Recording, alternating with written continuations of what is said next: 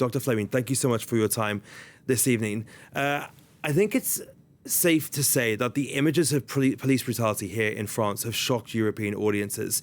As an American, I wanted to get your take on what you've seen in the last few days and how it compares to the US there.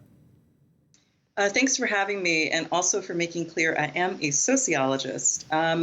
So, of course, there are a lot of parallels between what we're seeing in France, the rise of police shootings that have disproportionately targeted Black French people who are Arab or Black. That is similar to what we see in the United States and in other countries, where biases in policing and in police violence reflect the biases of the broader society.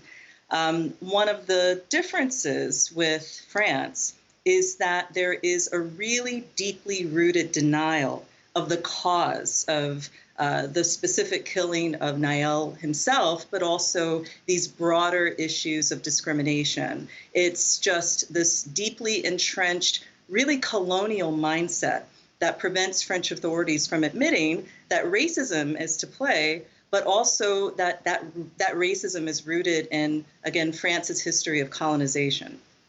Doctor, for those who don't know, it stems from a system called laïcité in France, which is basically the separation of church and state, secularism. The idea is meant to be a good one, that regardless of race, ethnicity, all of that, we are French first and foremost, and that's what's important. How damaging do you think in the modern world this laïcité concept is?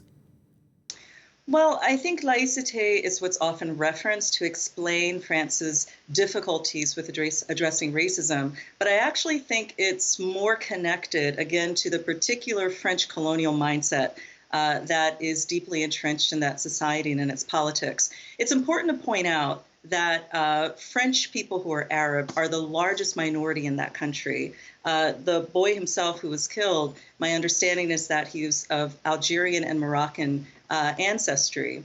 Why are there so many French Arabs? It's largely due to the fact that France colonized, in particular, Algeria. And so, that system of colonization, which is tied up with racism and also in Islamophobia, it's a system of dehumanization and domination. And so you see those biases play out in policing. Yesterday, the UN issued a call for France to take seriously the issue of racism in policing. And of course, people on the ground, experts, organizations have been making the same call for generations, really. And yet we see this continued denial.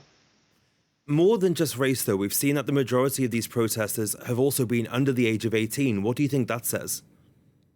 Well, I think it speaks to, of course, the rage, but also the pain and the sense perhaps that France and French authorities, the government, they're not listening to the concerns of this community. You can imagine that many young people see themselves in the shocking and horrific video of Nahel being killed in broad daylight by police simply for driving his car.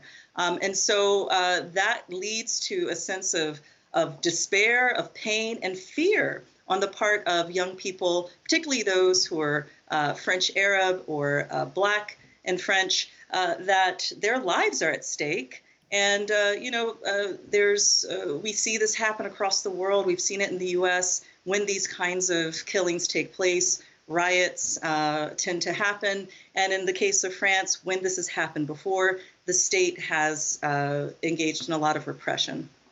Coming from the UK, I personally have seen a big difference in the policing strategies there and here. First of all, in the UK, we have community support officers who try to work with people on the ground and in these, marginalized communities. That was a thing in France up until the early 2000s. What difference do you think a team like that, a squad like that could make?